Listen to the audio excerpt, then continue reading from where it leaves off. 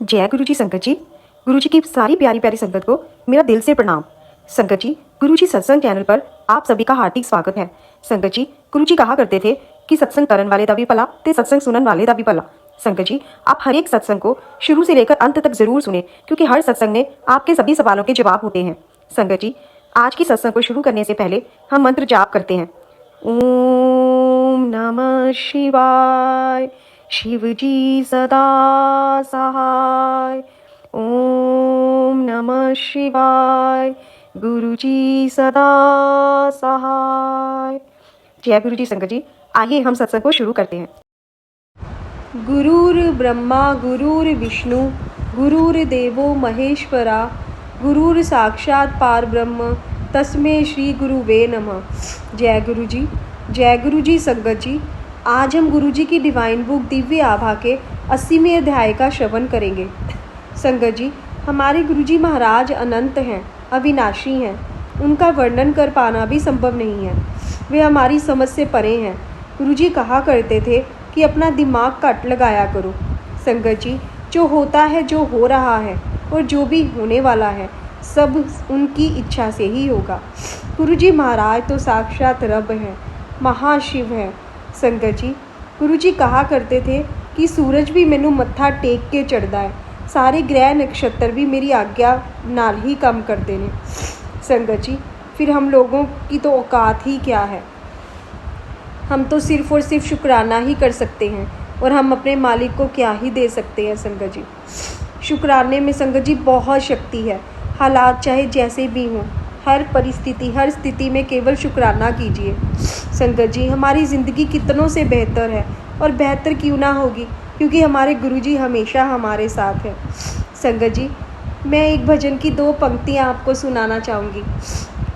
सतगुरु मेरे कलम हाथ तेरे, कलम हाथ तेरे, के सोने सोने लेख लिख दे। हाय मैं वारी वारी जावा, मैं वारी वारी जावा, के सोने सोने लेख लिख दे। सतगुरु मेरे कलम हाथ तेरे, कलम हाथ तेरे, के सोने सोने लेख लिख दे। जय गुरु जी।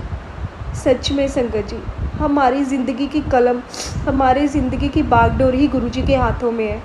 गुरु जी से बस यही अरदास है कि जो भी हमारे लिए सही हो, जो भी हमारे लिए अच्छा हो, वो ही आप हमारे लिए कीजिए। हम सबके सिरों पर अपना आशीर्वाद वाला हाथ हमेशा हमेशा हमारे सिर पे रखें। हे गुरु महाराज, हमें अपने चरणों से कभी दूर मत कीजिएगा। संगत जी, आज का सत्संग भी इसी तथ्य से जुड़ा हुआ है। आज का सत्संग राजेंद्र प्रसाद सिंगला जी का है, जो गुड़गांव से हैं। तो आइए संगत जी, हम सभी उनका ये डिवाइन सत्संग सुन लाभ उठाएं। प्रभु चरणों में कृपा। चरण कमल की मौज को कहो कैसे अनुमान, कहीं भी को शोभा नहीं देखा ही परमान। संत कबीर ने सदगुरु के चरणों में मिलने वाले सुख का वर्णन करने से मना कर दिया था, क्योंकि उसे शब्दों में पिरोना असंभव है। वह तो केवल अनुभव ही किया जा सकता है। मुझे भी ऐसी अनुभूतियाँ हुई हैं। गुरु जी के आशीर्वाद ने एक नवीन बोध और उद्देश्य देकर मेरे पूरे जीवन को परिवर्तित कर दिया है। सर्वज्ञाता होने के आभास। अगस्त 1996 में एक दिन संध्या को मेरे मित्र विंग कमांडर चोपड़ा ने फ़ोन कर मुझे गुरु जी के यहाँ आने का आमंत्रण दिया। क्योंकि मैं संतों में विश्वास नहीं करता था, बहुत मन्ना करने के बाद केवल उन पर आभार प्रकट करने के लिए मैंने आना स्वीकार कर लिया। उस दिन हम नोएडा से 6 बजे चलकर 45 मिनट में गुरु जी के स्थान पर पहुंच गए। पहला अवसर होने के कारण संगत में चोपड़ा के अलावा मैं किसी को नहीं जानता था। हम 15-20 लोग समूह में बैठकर गुरुजी की प्रतीक्षा करते रहे। जब गुरुजी अपने कक्ष से निकले, हम सबने जाकर उनके चरण स्पर्श किए। सामान्यतः ऐसे धार्मिक अवसरों पर उपस्थित भक्त ईश्वर के लिए आदर भाव से या किसी धर्मार्थ कार्यों के लिए धन दान करते हैं, पर विंग कमांडर चोपड़ा ने मुझे चेतावनी दी थी कि यहाँ पर धन कदापि अर्पण नहीं करना है। गुरुजी भेंट में केवल पुष्प या मिठाई स्वीकार करते हैं। फूल सजाने के काम आते थे और मिठाई को गुरुजी प्रसाद के रूप में संगत में बांट देते थे। चोपड़ा द्वारा मेरा संक्षिप्त परिचय कराने के पश्चात गुरुजी ने मेरी ओर मुड़कर देखा और पूछा कि मैं चंडीगढ़ कब जा रहा हूँ। मैं अचंभित हो गया क्योंकि चोपड़ा को इस बारे में कुछ नहीं पता था और पता होने पर भी बताने का समय नहीं मिला था, किंतु गुरुजी को मेरे बारे में चोपड़ा द्वारा दिए गए परिचय से अधिक ज्ञान था। अपने अचंभे को वश में करते हुए मैंने गुरुजी को उत्तर दे दिया। गुरुजी ने जानना चाहा कि मैं वहाँ पर कहाँ रहता हूँ। मैंने उनको बताया कि मैं एक पुलिस अधिकारी श्री पी सिंह के घर पर ठहरता हूँ। गुरुजी ने कहा कि वह उनके पुराने अनुयायी हैं। मैं उन्हें दिल्ली आकर गुरुजी से मिलने के लिए कहूँ। गुरुजी के रहस्य और उनकी प्रतिभाओं के बारे में जानने के लिए मेरी जिज्ञासा और बढ़ गई। यथास्थान बैठने पर प्रसाद में चाय परोसी गई। गुरबानी के मधुर शब्दों की ध्वनि से वातावरण में दिव्यता छा रही थी। कुछ देर पश्चात गुरुजी ने मिठाई बांटनी आरंभ करी और उसकी मात्रा ने मुझे आश्चर्यचकित कर दिया। उठाने और देने के लिए गुरुजी केवल अपने दाहिने हाथ का प्रयोग कर रहे थे, पर प्राप्तकर्ता को दोनों हाथों से भी उसे संभालने में कठिनाई हो रही थी। यद्यपि गुरुजी का हाथ उपस्थित लोगों में से कुछ से छोटा होगा, किंतु बड़े हाथ वाले भक्त भी दोनों हाथ से प्रसाद को संभाल नहीं पा रहे थे। गुरुजी के 2-3 बार प्रसाद देने के पश्चात, जिसकी प्रति भक्त कुल मात्रा आधा किलो से अधिक रही होगी, उनके निर्देश पर लंगर परोसने का प्रबंध होने लगा। उस समय ऐसा लग रहा था कि पेट में और कुछ खाने का स्थान नहीं है, परंतु जब तक लंगर लगा तब तक पुनः भूख लगने लगी थी। कालांतर में मुझे बोध हुआ कि प्रसाद और लंगर के अनुभव एक बार के चमत्कार ना होकर सामान्य है। पिछले 5 वर्षों से मैं कुछ आहार और रहन सहन संबंधी नियमों का पालन करता आया था। प्रातः शीघ्र उठने के लिए मैं 9:30 बजे सो जाया करता था, किंतु गुरुजी संगत को अपने द्वारा सोचे हुए समय पर ही जाने की आज्ञा देते थे। उस दिन वहाँ अर्धरात्रि के बाद तक रहे और कोई 1 बजे नोएडा के लिए चले। यह समय मेरे शरीर की जैविक घड़ी के प्रतिकूल था, किंतु मुझे आभास हुआ कि इतनी देर तक जगे रहने के बाद भी घर पहुँचने तक निद्रा मुझसे कोसों दूर थी और अद्भुत स्फूर्ति बनी हुई थी। घर पहुँचने के तुरंत बाद मैंने अपने मित्र पी सिंह को फ़ोन कर यह जानना चाहा कि क्या गुरुजी का कहा हुआ सत्य था। मेरे मित्र को ये जानकर अति प्रसन्नता हुई कि मैं गुरुजी से मिलने एम्पायर स्टेट गया था। वे उनका पता जानकर और भी आनंदित हुए, क्योंकि चंडीगढ़ से गुरुजी के जाने के पश्चात गुरुजी से उनका संपर्क टूट गया था। हमने खुश होकर वार्ता का अंत किया। फिर मैंने अपने पहले दर्शन के बारे में अपनी पत्नी के कुछ प्रश्नों के उत्तर दिए और इस प्रकार एक अति महत्वपूर्ण दिन का अंत हुआ। अगले दिन जब चोपड़ा ने मेरे आने के बारे में प्रश्न किया तो मैं तुरंत मान गया। गुरुजी की शरण में हमने शब्द, प्रसाद और लंगर का आनंद उठाया और फिर गुरुजी ने मुझे गुप्ता से संबोधित किया। घर पर जब मैंने यह बताया तो मेरे बच्चों ने सोचा कि संभवतः गुरुजी को गलती लगी होगी और वे मेरा नाम भूल गए होंगे। फिर मैंने बच्चों को अपने कॉलेज के दिनों का एक रक्तदान कार्ड दिखाया। उन्हें पहली बार पता लगा कि मैं गुप्ता लिखा करता था और व्यापार आरंभ करने के पश्चात ही मैंने सिंगला का प्रयोग आरंभ किया। गुरुजी ने सिद्ध कर दिया कि उनसे कोई भी बात छिपी हुई नहीं है। मेरी पत्नी और बच्चों ने अगली बार साथ चलने की आकांक्षा व्यक्त करी और हम सब एक साथ गए चंडीगढ़ तक सुगंधित यात्रा। उनके दर्शन करते हुए 1 सप्ताह से भी कम समय के पश्चात गुरुजी ने मुझे पत्नी सहित चंडीगढ़ जाकर पी सिंह और उनके परिवार से मिलने को कहा। गुरुजी के आशीष से यह यात्रा विशेष रही। गुरुजी के शरीर से विशिष्ट किंतु प्राकृतिक सुगंध आती है। चंडीगढ़ तक की पूरी यात्रा में यह सुगंध निरंतर साथ बनी रही। चंडीगढ़ में हमारा अधिकतर समय गुरुजी की चर्चा में व्यतीत हुआ। जब हम चलने को हुए तो हम सब गुरुजी के गुलाब पुष्पों वाली सुगंध में डूब गए। गुरुजी स्वयं 250 किलोमीटर दूर दिल्ली में थे। यद्यपि गुरुजी को समझ पाना संभव नहीं है, उनकी कृपा से ही हम उनके एक अत्यंत सरल भाव को समझने का आधार बना सकते हैं। गुरुजी ने जो भी मुझे दृष्टिगोचर और अनुभव कराया है, उससे स्पष्ट है कि यह सुगंध उनकी उपस्थिति का प्रतीक है। कभी भी कहीं भी जो भी गुरुजी को याद करता है या उनसे सहायता की पुकार लगाता है, वह तुरंत उसको आश्रय देते हैं, किंतु यह आह्वान हृदय से होना चाहिए। संगत के कुछ दस्युओं को उन्होंने स्वप्न में भी दर्शन दिए हैं। उनकी इच्छा के विपरीत आप उन्हें कभी स्वप्न में नहीं देखेंगे।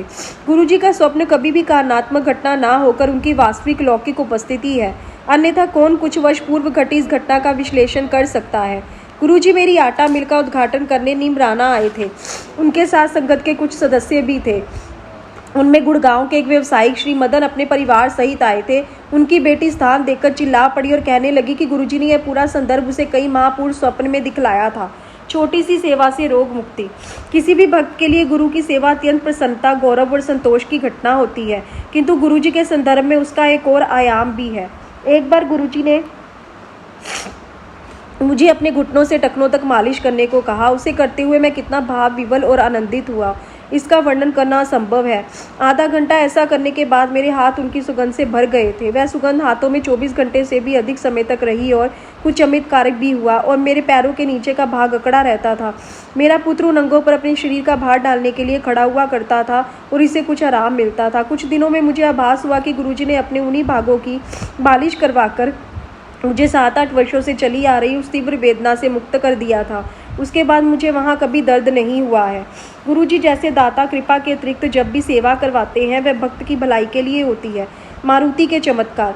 हमारी मारुति 800 कार 12 से 12.5 किलोमीटर प्रति लीटर पेट्रोल का औसत देती थी। हर बार जब मैं ईंधन भरवाता था तो उसकी औसत की गणना करता था। कार की आरंभिक सेवाओं के अवसर पर मैं सेवा केंद्र के कर्मचारियों को उसकी औसत बढ़ाने की बात करता था तो उनका उत्तर यही होता था कि नगरों में चलने के कारण उसमें किसी वृद्धि की संभावना नहीं है। जब हमने गुरुजी के पास आना आरंभ किया तो उसकी औसत 1900 किलोमीटर प्रति लीटर हो गई। यह आश्चर्यजनक था और मैंने सोचा कि मुझसे कोई गलती हुई है, तो यह मैंने किसी को नहीं बताया। अगली बार भी यही गणना आई। मैं आश्चर्यचकित था। जब मैंने अगली बार टैंक भरवाया तो भी ये परिणाम आया। अगले दर्शन पर गुरुजी ने इसका रहस्य उद्घाटन करते हुए कहा कि सिंगला क्या हुआ, 19 की संख्या में घूम गए। अब तुम्हें आभास होगा कि संतों की कृपा मनुष्यों पर ही नहीं कारों पर भी हो सकती है। गुरुजी का ये कथन बार बार सिद्ध हुआ है। एक बार कार चलाते हुए मैंने देखा कि ईंधन समाप्त होने वाला है तो मैं एक पेट्रोल पंप पर मुड़ गया। पंक्ति में खड़े हुए जब मैंने देखा कि उसकी सुई स्वतः ही आधे चिन्ह पर पहुंच गई है तो मैं अत्यंत चकित हुआ। मैं बिना पेट्रोल भरवाए आगे निकल गया। कुछ दिन के पश्चात आशानुकूल किलोमीटर चलने पर सुई फिर खाली टैंक दिखा रही थी। पेट्रोल पंप पर मुड़ने के बाद मैं पुनः अचंभित हुआ जब सुई फिर आधे चिन्ह पर पहुंच गई। कोई 2 सप्ताह तक ऐसा प्रतीत होता रहा कि पेट्रोल पंप देखकर कार की आधी टंकी अपने आप भर जाती है। एक बार पंजाब जाते हुए यह लगा कि कार में शेष पेट्रोल के साथ हम अपने गंतव्य तक पहुंच जाएंगे, पर इसके विपरीत हम पेट्रोल भरे बिना वापस दिल्ली पहुंच गए। न केवल ईंधन क्षमता में वृद्धि हुई, गुरुजी की दया से हमारी कार की सामान ले जाने की क्षमता भी बढ़ती रही। प्रारंभ में हमें गुरुजी ने लंगर बनाने के स्थल से हर संगत के दिन भोजन लाने के लिए कहा। उन्हीं की कृपा से लंगर के सब बर्तन कार में समा जाते थे, किंतु जैसे जैसे संगत की गिनती बढ़ती गई उसी प्रकार लंगर के बर्तनों का आकार भी बढ़ा और फिर भी वह सब कार में समाते रहे। एक दिन गुरुजी का साधारण सा लगने वाला कथन कि क्या लंगर के सब बर्तन उसमें आ गए के पश्चात ऐसा लगने लगा कि कार का सामान रखने वाला स्थान लचीला होकर आवश्यकता अनुसार बढ़ जाता है। एक दिन संगत समाप्त होने के पश्चात हम लंगर के खाली ड्रम लेकर वापस नोएडा जा रहे थे। उसी समय गुरुजी ने मंदिर के सब पर्दों को ड्राई क्लीन करवाने को कहा। कुल 35 से 40 पर्दे, प्रत्येक 12 से 20 फुट लंबे। क्योंकि उन्हें साफ करने का कार्य नोएडा में ही होना था, हमें कुछ पर्दे ले जाने को कहा गया। हम 4 यात्री और लंगर के खाली बर्तन के साथ अधिक पर्दे आने की संभावना कम थी, किंतु सबको अचंभा हुआ जब इतनी लदी हुई गाड़ी में सब पर्दे सरलता से आ गए। केवल गुरुजी ही इसके करता रहे होंगे। मधुमेह रोगी पिता के लिए मीठा प्रसाद।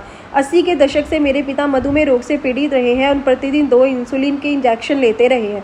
हम गुरुजी के पास आए और गुरुजी ने उन्हें बर्फी दी। सामान्यतः प्रसाद लेकर भक्त बाहर आते हैं और प्रसाद खाकर वापिस अंदर जाकर अपने स्थान पर पुनः बैठ जाते हैं। मेरे पिता भी बाहर आए। उन्होंने मेरे से पूछा कि इन 5-6 बर्फियों का वह क्या करे। मैंने उन्हें बताया कि गुरुजी के स्थान में जो भी प्रसाद मिलता है उसको वहीं पर खाने से औषधि जैसा प्रभाव होता है, घर या बाहर ले जाने से उसका प्रभाव मिट जाता है। उन्होंने कहा कि मिठाई तो उनके लिए विष है। मैंने उनको समझाया कि यह गुरुजी का प्रसाद है और उसका विपरीत प्रभाव कभी भी नहीं हो सकता।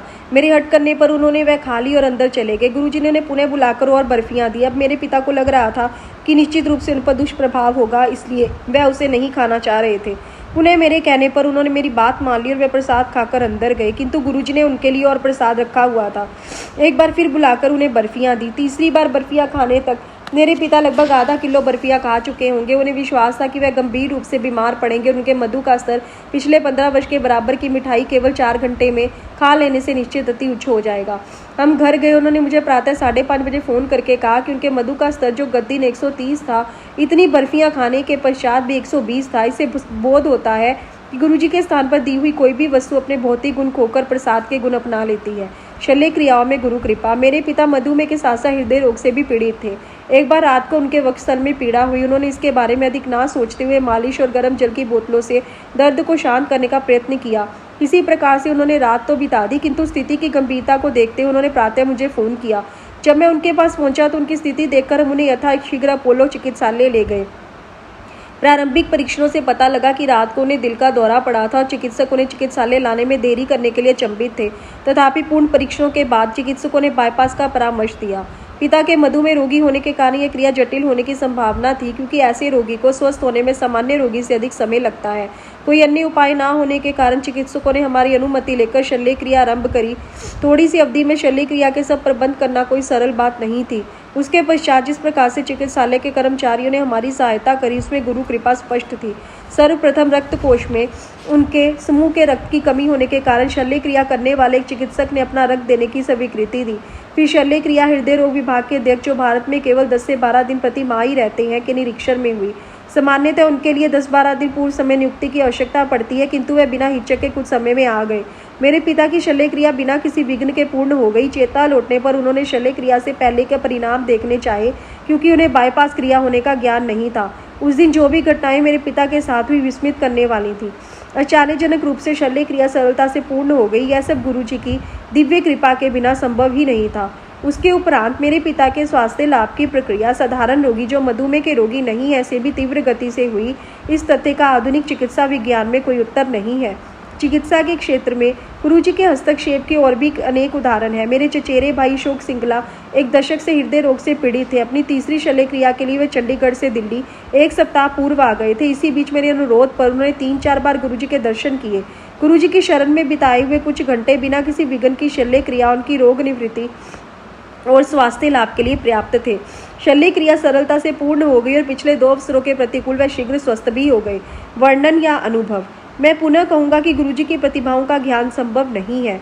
इसी कारण अपने अनुभवों को शब्दों में व्यक्त करना भी असंभव है, क्योंकि उनकी कृपा को पूर्ण रूप से दर्शाने वाले शब्द उपलब्ध नहीं है।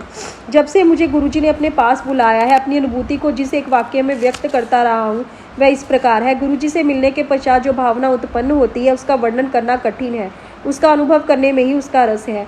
गुरुजी अपना वास्तविक रूप छिपाने के लिए विभिन्न उपक्रम करते हैं। हम केवल उनके लौकिक रूप से ही परिचित हैं और इस कारण उनसे वह प्राप्त नहीं कर पाते हैं जो वह देने की क्षमता रखते हैं।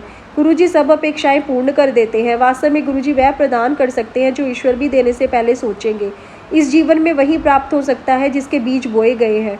गुरुजी जिसके आप अधिकारी हैं वह तो दे ही सकते हैं, और वह भी जिसकी कामना आपके मन में है, किंतु यह आकांक्षा हितकारी होनी चाहिए। यहाँ पर भक्त को इस तर्क से सहमत होना पड़ेगा कि उसकी दृष्टि वर्तमान तक ही सीमित है। गुरुजी तो त्रिकाल दृष्टा है। गुरुजी के हाथ में अपनी जीवन नैया के डोर देकर आप सुरक्षित तट तक पहुँच जाएंगे। यहाँ पर यह भी समझना आवश्यक है कि संपूर्ण समर्पण से ही संपूर्ण समर्थन संभव है। मनुष्य योनि होने के कारण गुरुजी से आशाओं की पूर्ति की कामना स्वाभाविक है। एक बार गुरुजी की शरण में आने पर उनकी कृपा अवश्य होगी। यदि आप उनसे कुछ मांगोगे तो वह मिलेगा, और बस केवल वही मिलेगा। किंतु यदि कुछ कामना नहीं करेंगे तो वह मिलेगा जिसकी आपने कल्पना भी नहीं की होगी। हृदय रोग के लिए चना। गुरुजी के निर्देशों के पालन करने में ही सुख है। यह सर्वविदित है कि जब वह कुछ कहते हैं तो उसके लिए आवश्यक प्रावधान भी कर देते हैं। ऐसा अनेक अवसरों पर देखा गया है। मेरे एक घनिष्ठ मित्र गोयल को दिल का दौरा पड़ा था और उन्हें चिकित्सालय में प्रविष्ट कराना पड़ा था। जब मैं संगत समाप्त होने पर घर के लिए चल रहा था तो मैंने इसका उल्लेख गुरुजी से किया। उन्होंने तुरंत एक उपाय बताया जिसके लिए 5.25 किलो चने की आवश्यकता थी। जब तक हम बाहर निकलकर घर के लिए चले तो शीतकाल की चरम सीमा में रात्रि का 1 बज रहा था। क्योंकि वह उपाय तुरंत करना आवश्यक था, मैं खुली हुई पंसारी की दुकान ढूंढते हुए गाड़ी चला रहा था। 10 किलोमीटर जाने के बाद सौभाग्यवश एक खुली हुई दुकान मिली। हमने उससे 5.25 किलो चने मांगे तो उसने अपना भंडार देखकर बताया कि उसके पास केवल 4.5 किलो चने हैं। कुछ ना होने से कुछ भला सोचकर हमने वही मात्रा ले ली। चलते हुए दुकानदार से जब पूछा कि वह दुकान कब बंद करता है तो उसने उत्तर दिया कि सामान्यतः वह 10:30 बजे बंद कर देता है, किंतु उस दिन वह 3-4 महीने में एक बार करने वाली क्रिया स्टॉक की जांच कर रहा था, इसलिए अभी तक दुकान खुली हुई थी। इसे संयोग कहकर टाल भी सकते हैं, किंतु यदि बार बार आपके हित में संयोग होते रहे तो उनका स्तोत्र समझने में कोई कठिनाई नहीं होगी। हमारे पास चने अभी भी कम थे, अतः हम ढूंढते हुए घर की ओर चले, परंतु मार्ग में और कोई दुकान खुली हुई नहीं मिली। हम निराश हो चले थे कि घर पर एक डिब्बे में कुछ चने मिल गए। तोलने पर वह पूरे 750 ग्राम निकले और इस प्रकार 5.25 किलो चने की पूर्ति हुई। मैंने गुरुजी के निर्देशों का पालन किया। गोयल की स्थिति में तुरंत सुधार हुआ और अगले 48 घंटों के बाद वह चिकित्सालय से वापस घर भी पहुंच गए। गुरुजी के साधारण से कहे गए वक्तव्य का भी गूढ़ अर्थ होता है। गुरुजी के मुख से उच्चारित प्रत्येक शब्द भक्त के भविष्य को स्वर्णिम बनाने के लिए है। उनके कृत्य जो अक्सर दिखाई नहीं देते, हमें यह पता तक नहीं लगने देते कि नियति में क्या लिखा हुआ था। बहुत कम अवसरों पर गुरुजी पूरे भेद खोलते हैं। मुझे एक बार उनके साथ पंजाब जाने का अवसर प्राप्त हुआ था, जहाँ उन्हें एक चिकित्सालय का उद्घाटन करना था।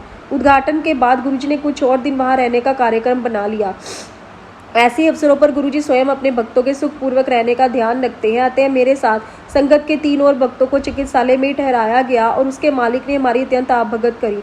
इस अवधि में हमने अत्यंत आनंद उठाया और सबसे उत्तम गरिष्ठ और स्वादिष्ट पंजाबी भोजन का स्वाद लिया।